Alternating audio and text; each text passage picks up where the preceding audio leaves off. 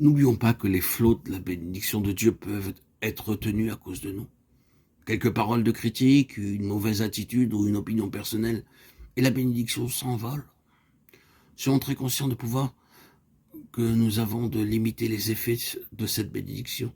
Si nous le faisons, nous commettons un affreux péché, car nous mettons en péril des centaines ou bien même des milliers d'âmes. Que le Seigneur nous accorde sa grâce pour que nous soyons de ceux qui attendent sa bénédiction et qui, après l'avoir reçue, ne la perdent pas de nouveau. Frères et sœurs, bien-aimés en Christ, mes amis, apprenons à vivre dans la bénédiction du Seigneur, afin que dans ce vaste domaine, nous ayons notre habitation. Dans notre travail et dans notre conduite, demeurons dans cette réalité. Si nous n'expérimentons pas la réalité de cette vie, nous souffrirons beaucoup de pertes. Un jour, lorsque le frère Li se trouvait à Shanghai, il remarqua que la bénédiction de Dieu se manifestait dans nos rassemblements. Notre frère avait vu quelque chose parmi nous, et il est essentiel que nous tous, nous ayons ce même désir de considérer l'œuvre sous l'angle de la divine bénédiction. C'est ainsi que l'œuvre pourra se développer au-delà de toute espérance. Nous devrons toujours être prêts à voir Dieu faire des miracles. Ce devrait être naturel pour nous, de nous attendre au surnaturel. Nous ne devons plus espérer avoir des résultats en fonction de nos capacités. Nous devons cesser de limiter Dieu à cause de nos mesures limitées. Je le redis à nouveau. Nous devons nous trouver dans le courant de sa bénédiction. Sans cela, il y a bien peu d'espoir pour l'avenir.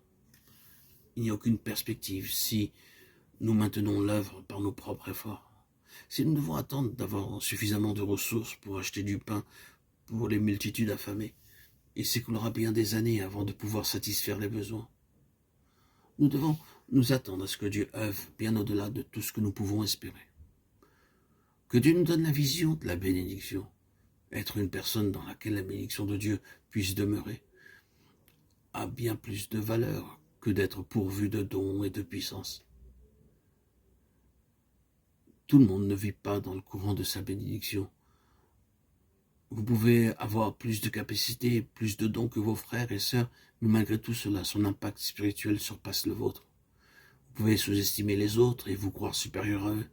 Mais pensez-vous que Dieu fait exception de personnes en leur accordant sa bénédiction et pas à vous? Vous avez besoin d'apprendre que la cause de l'inefficacité de votre ministère réside dans votre propre vie.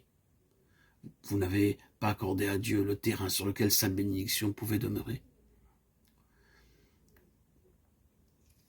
Ces considérations doivent donc nous permettre de faire cesser nos jalousies et notre irritabilité, et ainsi nous conduire à nous juger sans ménagement.